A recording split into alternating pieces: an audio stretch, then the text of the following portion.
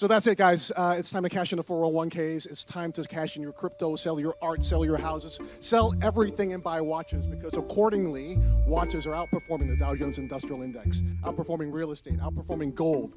What's going on? And so many millions of people are now rushing into watches because watches have now become the hottest asset category. With your watch on your wrist right now, you're potentially making money. This like commodification of these passion investments is really, it's a thing that has legs, but I just don't know.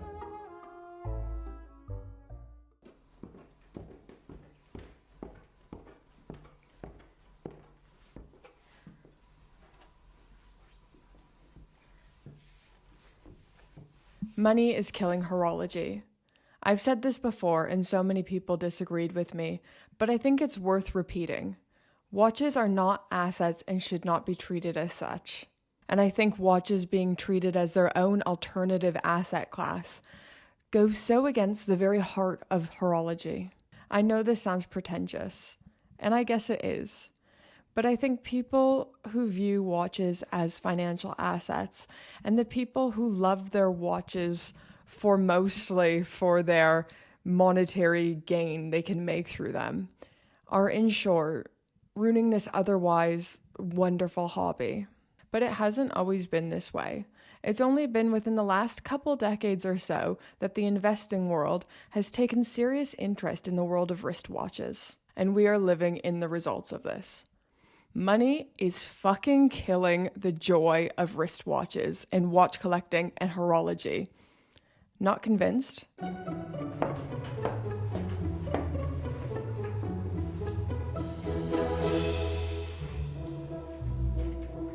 For this video, I think it is important to define what horology is not.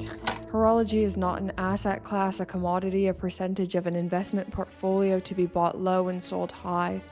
But that's how we've come to treat watches, because it is something of value. And value means money, and who doesn't need a little bit more money? But let's take a step back and look at how we got here in the first place.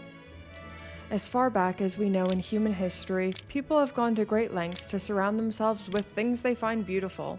I've always described watches as the intersection of art, history, fashion, and engineering. Our tastes and preferences in watches say something about us, what we value, what we are like. They convey a little piece about who we are. Or at the very least, they're a conversation starter.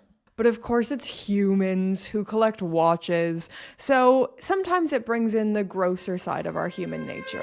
Collecting watches is a symbol of our wealth, status, and taste. Having a certain caliber of watches separates the Lord Fancy Pants, I'm such a fancy boy, from the masses. Watch collecting as we know it today only started around the end of the 20th century. For a long period of time, watch enthusiasts were far more interested in pocket watches over wristwatches, and they were considered the purest form of horological expression. In the 1970s and 80s, auction houses were focused on pocket watches and historical watches. After all, pocket watches was where all the action was. They were where you'd find complications, tourbillons, and perpetual calendars, instruments made by Abraham Louis Breguet. But things slowly began to change, thanks and not thanks, in part to the quartz crisis. As the watch industry began to suffer and brands began collapsing, it felt like the end of an era, possibly even the end of the mechanical wristwatch. And watch collectors began to see wristwatches in a new light. But still, this doesn't take us into the madness that we see and know today.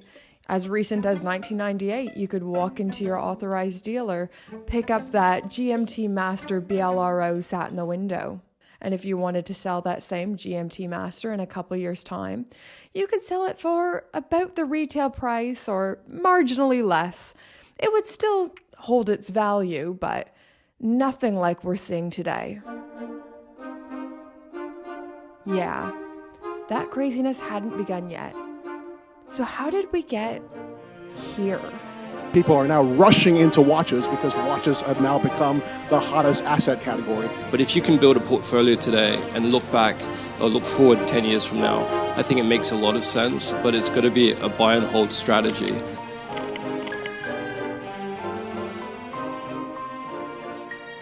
According to annual Swiss watch export figures, the Swiss watch industry reached a new all-time high, valued at 22.3 billion Swiss francs, or 23 billion US dollars. To put that into perspective, worldwide box office sales that same year were $21.4 billion. And this is just the Swiss watch sales. This doesn't account for the German or Japanese watch industry, and it doesn't account for the secondary market. So watches are big business. And with the combination of the global pandemic, holidays being canceled, stimulus checks, and the emerging speculative asset bubble, watches became more desirable than ever before. And I'm about to paint in broad brushstrokes here. I might not be about to describe you, but I'm sure you can identify with the person I'm about to describe. In my experience, a sizable amount of the watch collecting community is not interested in the quality of the work, but rather the name that's written on the dial. And those certain desirable brands, think Patek Philippe, Rolex, Audemars Piguet, are probably quite incentivized to produce on-brand timepieces that are safer investments for potential buyers, stifling creativity and experimentation in an industry that is built upon creativity and experimentation. Money and viewing watches as an alternative asset class is killing the fucking magic of watches.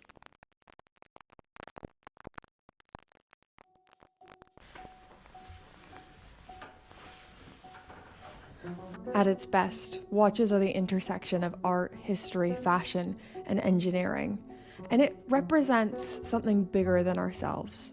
Our watches feebly attempt to measure the fourth dimension through human creation, and at its worst, a hublot.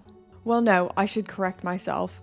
At its worst, I would say it is what it's become today, an alternative asset class.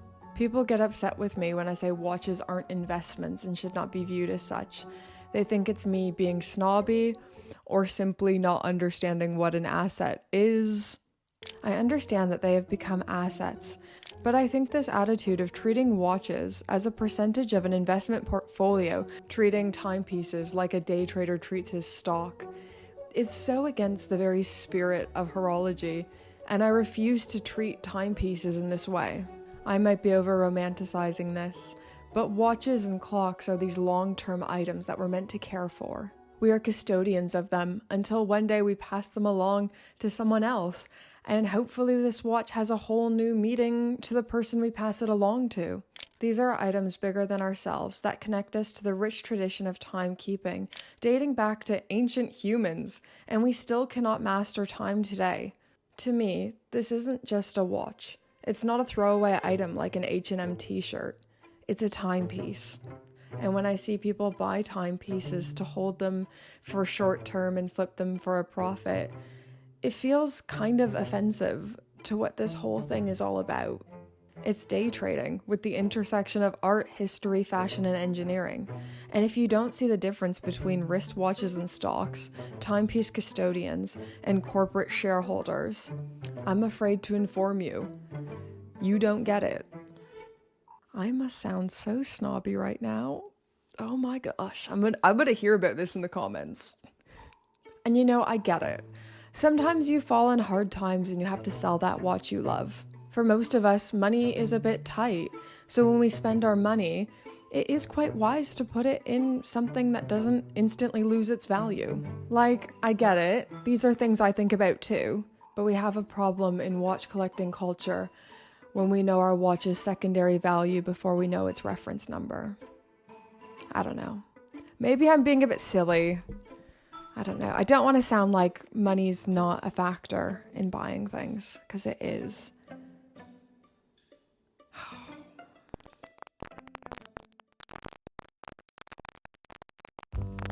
Hi, it's me again. We're back on the stairs. I feel like this whole video has been a big giant rant for me, and I know there's going to be so many people who disagree with me, and there's going to be so many people who hate hearing this. But this is why I'm actively hoping for and cheering on the end of this massive speculative asset bubble that's been created. People don't like hearing that. But I would love to buy a secondary market AP Royal Oak at the price I believe that it's worth. I personally won't pay over MSRP. I believe, a secondary market watch is worth at its retail price or below, personally. And I have zero chance of being offered a Royal Oak at retail. But when people treat watches like stocks, I don't feel very bad when they do what stocks do, and they fall from time to time. Even though I feel slightly jaded by the state of the watch world, there are so many watchmakers and micro brands that are giving me hope and excitement in this rich tradition of measuring time. Indies like Laurent Ferrier, MB&F, Lang & Hain, Hajime Asaoka. Even less pretentious brands like Doxa, Nomos, Longines, micro brands like Zealous, Studio Underdog, Fears. The list goes on. And the challenge for me is to value their work, like an AP Royal Oak. If we want to see creativity, ingenuity, and experimentation in wristwatches, we have to celebrate it when we see it, or else be condemned to the land of nothing but Rolex Submariner homages. They're one of the few things in this world that I think can capture fashionistas and engineers, history buffs, and rappers alike. They are bigger and too important to be treated like an alternative asset. And that's what I mean when I say watches are not assets. And that's all I have for today. Subscribe to me or else I'll put a spell on you. A very dark, evil spell. So subscribe now, like, comment, all that fun stuff. And I'm going to take a minute now with some awesome dog videos to thank my patrons.